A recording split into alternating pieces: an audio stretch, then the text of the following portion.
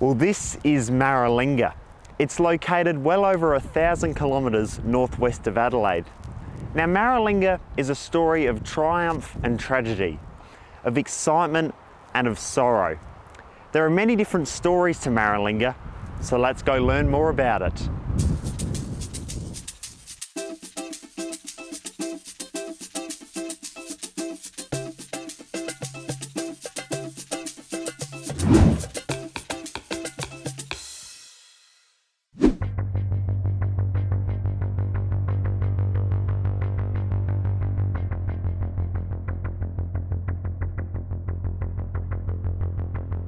Maralinga sits within the Maralinga-Jarratja lands, an important thoroughfare connecting First Nations people across the continent, north to south and east to west, for over 60,000 years. The now abandoned township of Maralinga, however, was established for a very different purpose. At the height of the Cold War, Britain was eager to join the arms race for nuclear weapons. However, with no suitable land at home to test their newly developed weapons, they turned to Australia. 12 major nuclear bombs were tested by the British in Australia. The first 3 from 1952 to 1956 off the coast of Western Australia at the Montebello Islands. 2 in 1953 in the north of South Australia at Emu Field. The remaining 7 were carried out from 1956 at the largest and most permanent testing field in Australia, Maralinga. These missions were carried out with the utmost secrecy and went by the code names Operation Buffalo and Operation Antler. I travelled to Maralinga and spoke with Jeremy LeBoy, chairperson of Maralinga-Jarratja, to talk about the history of his people on this land. Before Maralinga was established here, everybody was living down Uldea, down on the railway line. And that was a big meeting place, and that's where the water was. Maralinga was the last disaster to this land. There was a lot of other disasters happened along the way leading up to Maralinga. The caretakers out of Uldea during the missionaries' time, where they couldn't get on with each other, so they just told everyone that we're shutting down and help yourself in the ration shed and take whatever you want. And leading up to that, by the time that all that was happening, they was establishing and building Maralinga. And then once everybody, Uldea shut down and everyone started moving down south to Yalata, or some were trying to get out to the desert, and that's where the armies came in and put a stop to it. But unfortunately, the area that the Brits and that picked at the time was right in the middle of their footpath that leads down to Uldea. But why was this massive operation and huge establishment built out here, in one of the most remote places in Australia?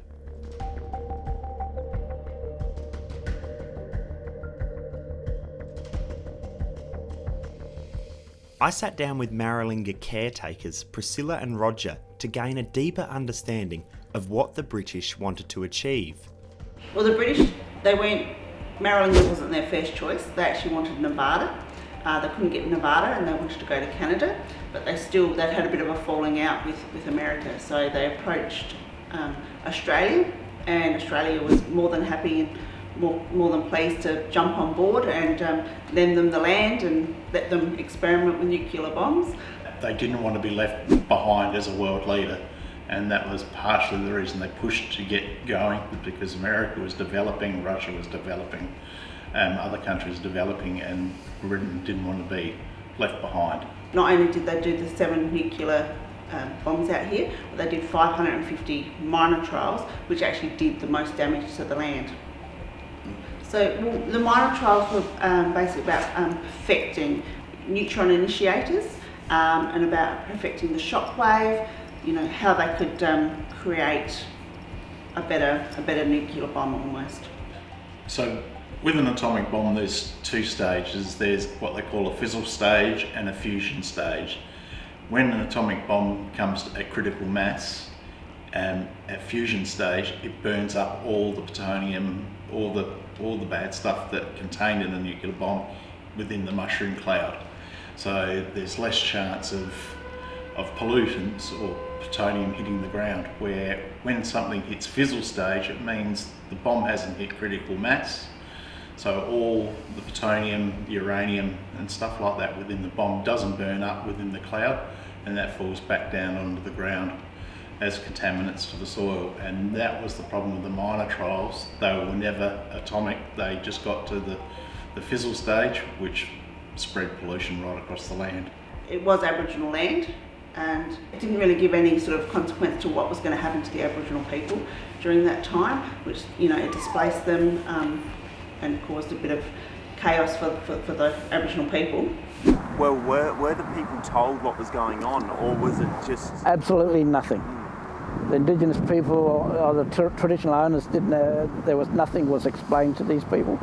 All they were told was that you either had to move down south, east or west. You couldn't go north. I think they were just a bit shocked. And then they moved them down to Yalada, which is a completely different territory for them. And a lot of kids had to work, you know, like change their lifestyle around living in children's homes. And you got to understand that these kids that were taken away also, like I said, they lost their mothers, fathers, they lost their language, they lost their culture. Some of these people grew up, got good education, came back and helped to fight for this land back with the traditional owners. Well, at the heart of it all is Maralinga village. During the 1950s, up to 2,000 people at any given time lived in the village, majority of which were British, but there are also Australians, Canadians and New Zealanders that worked and lived at Maralinga. Now, a majority of the buildings at Maralinga village have been taken down, and all that remain are these concrete slabs.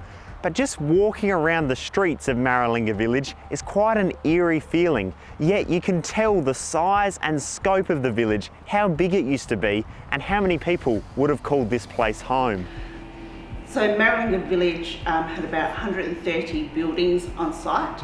It housed about 2,000 people at any one time, and they built the whole village here within 16 months. It would have been pretty full on. It's hard to imagine that we're out in the middle of nowhere, out in the outback. Like I said, there was over 2,000 people stationed here at any one time, another 1,000 sort of stationed out further in the field, and then it also, you know, there was Aldea and Watson railway line. They also used to be able to come up and access the village as well. So you could have had up to 5,000 people that could access the village at any one time. So it's hard to imagine such a big bustle happening in the middle of the outback. So the village was not made up just of military personnel. There would have been electricians, plumbers, tradies, not all associated with the military. And a lot of the photos that we've seen makes the village look like a happy place. And there would have been a lot of people that didn't realise what was going on, other than the 7 major bombs, the minor trials that changed a lot of things. And we've learnt in the last few months, a lot of people that were at the village only knew very select things. I think that they were on a need-to-know basis, so they knew what their job role was. End of story. You know. And that's what we're finding with our research, that the stories are fractured because only people knew of their little section. They didn't know the whole story, why they were here.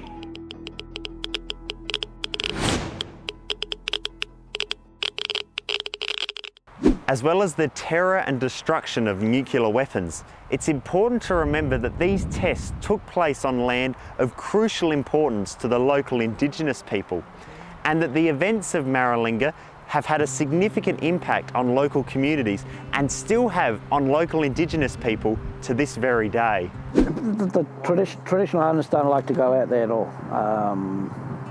because they look at it, the place as a mammo. Mammo means evil spirit.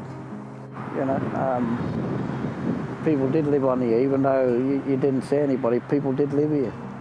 Even though it was destroyed, we still look at it as home. And look, and when they did return to country, a lot of them slowly died. Was it caused from here? Don't know. I would not have a clue. A lot of them died of cancer, but a lot of them kept it to themselves. And like I said, if it was from here, no one knows because there was no test done.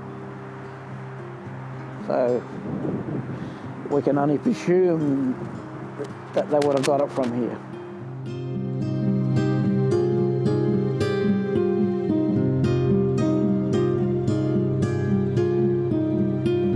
And to give them something back, you know, that was taken away. You know, they've been away from the land for over 60 years. And to come back to it, you know, was a big relief.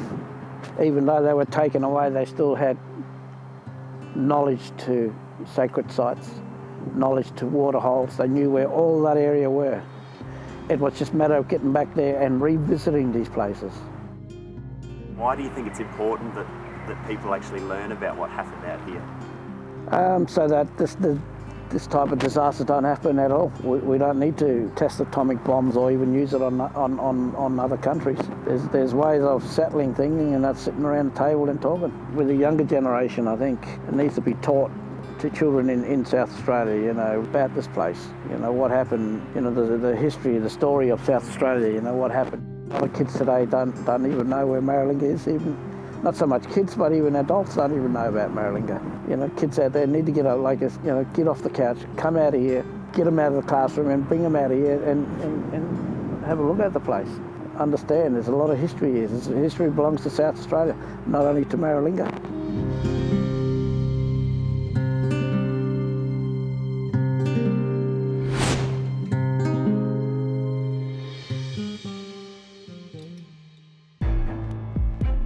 To learn more about the fascinating history of Maralinga, I left the village and headed out into the restricted space known as Section 400. My first stop was the first point of entry for many people who lived and worked out here, the Maralinga airfield. Well, this is the runway at the Maralinga airfield, and it is massive. It is 2.4 kilometres in length and 45 metres wide. At the time it was built, it was actually the longest runway in the southern hemisphere. It is so large, in fact, that it was actually planned to be used as a backup landing strip for the space shuttle if needed. Now today, the runway is still used. You can fly out here on tourist flights. The Royal Australian Air Force use it, but just standing out in the middle of the runway is a spectacle in itself. It was so big because they actually had about 30 planes landing every day, coming in and out, so it had to be quite robust, it's a pretty amazing sort of airstrip. Because everything was brought in, you know, all the infrastructure for the buildings, their food supplies, you know, all sorts of stuff, so it had to be pretty robust. And they had planned to be here for a long time, so they had built the airport to oversee the time they thought they'd be here and longer. So, yeah. Well, this is ground zero of Taranaki.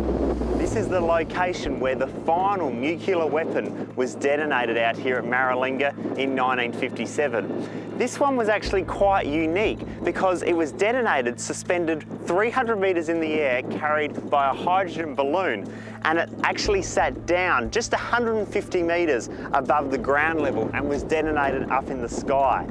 Now, looking around out here today, it's actually hard to tell that a nuclear weapon was detonated here, but that's all because of a huge clean-up that came decades later. When the nuclear ban treaty was signed through the Geneva Convention, it stopped all nuclear testing above ground.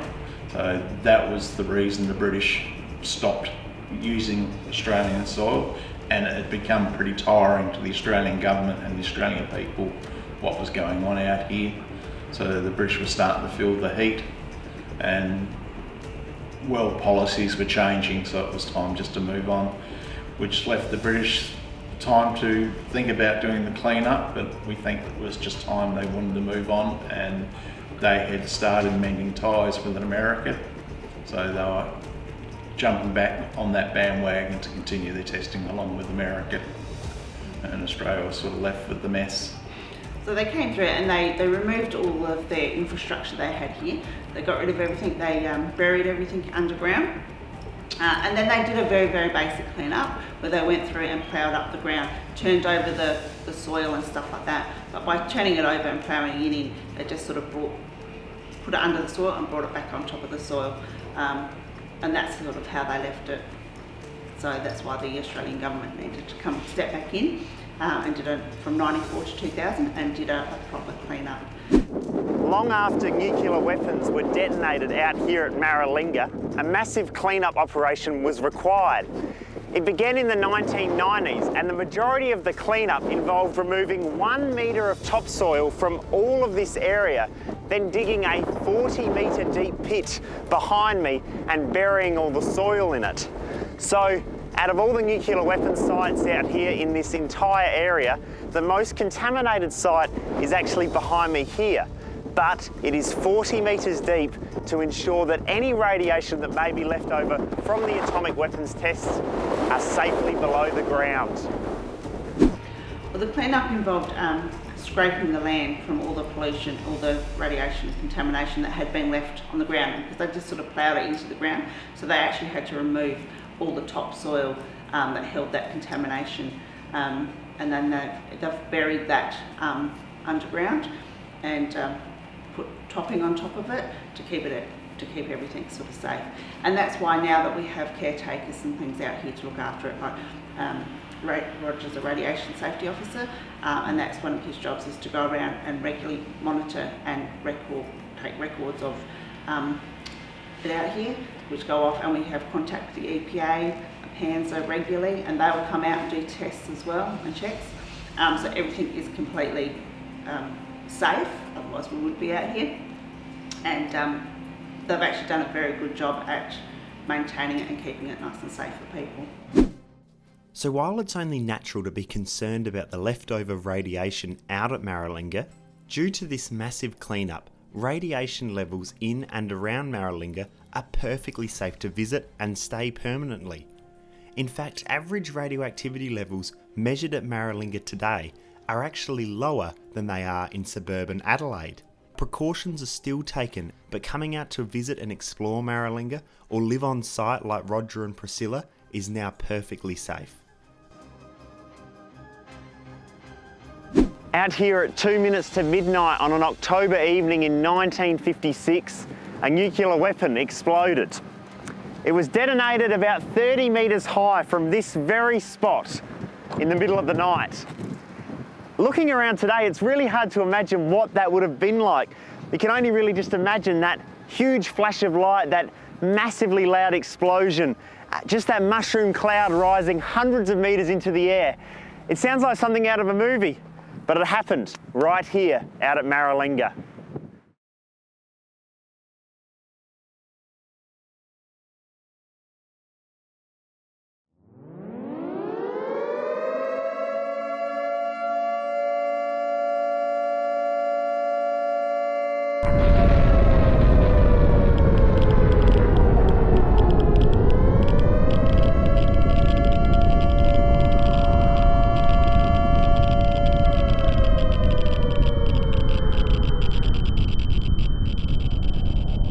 It's difficult to even comprehend what it must have been like for those working out at Maralinga.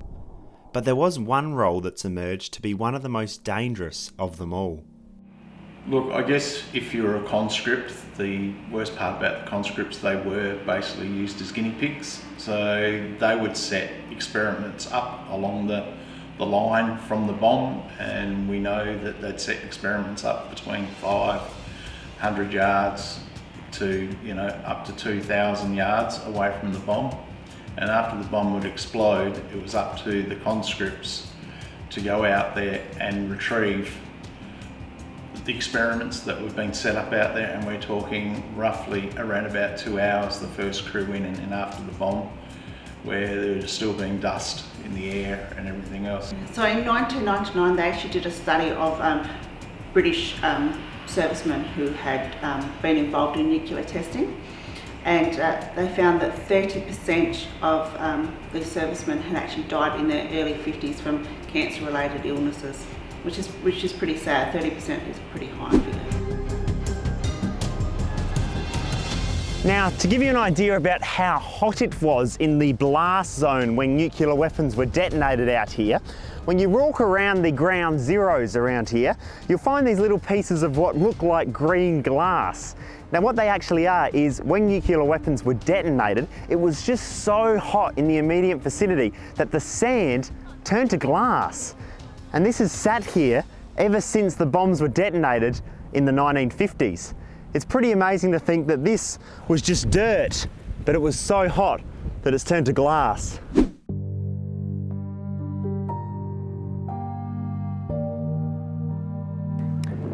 Well, this is the site of Marku, one of the 7 nuclear weapons that were detonated at Maralinga. But Marku was a bit different to the others because it was actually detonated on the ground. This created a 60 metre wide, 30 metre deep crater.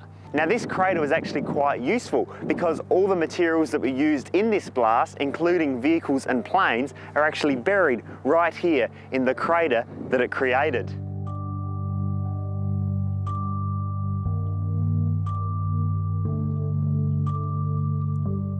This is Tufi, and it's actually a proposed site for a nuclear detonation, but it never actually happened. However, looking at the site today, you can see the huge extent that went into setting up these nuclear blasts.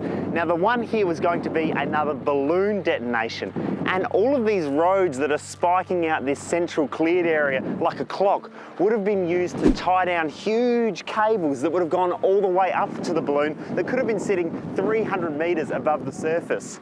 Sites like this show the precision and effort that was put into setting up these nuclear weapon detonations. Standing out here truly gives you an insight into what life must have been like working on an atomic test range.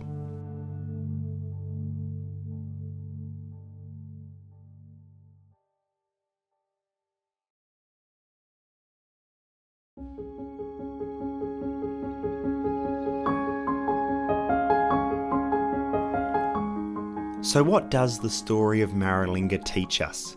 The triumph of scientific breakthroughs and human achievement?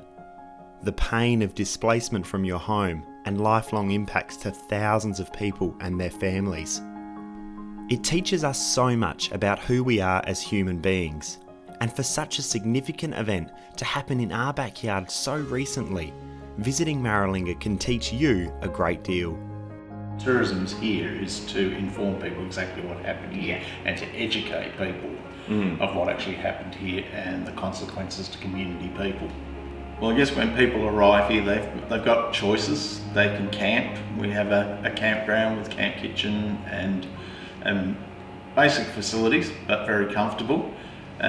We have unit accommodation up here. And it's an amazing drive out here, to see that, people who love the outback, it's absolutely beautiful, and people who have never sort of done much in the outback, it's a lovely drive out. If people were to get off the couch and come out to Maralinga, they get to come back and sort of to step back in time to get that feel for what it was like sort of back then. And it is one of the only places in the world where you can actually stand at ground zero where 7 atomic bombs went off.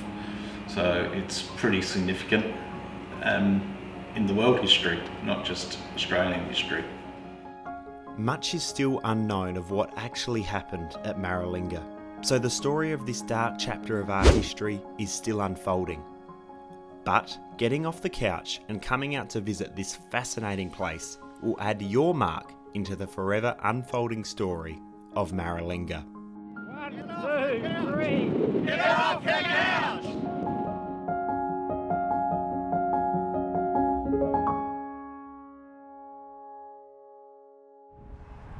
Well, that's the story of Maralinga. It's an extraordinary part of our Australian history. The best way to gain a deeper understanding about Maralinga is to come out and visit it and learn about it firsthand. All Australians should have a great understanding of their history and how it has impacted people and still has an impact on our lives today. At any given time could have upwards of 2,000 people living here. Did a bird just fly in front of the camera? This caused a 30 metre wide Well, at the heart of it all is Maralinga village. This is where a majority of the people that worked out here lived for many years. It could have been weeks, or I've got to say, I've never been to a place anything like it. I've got to say, I've never been anywhere anything like it.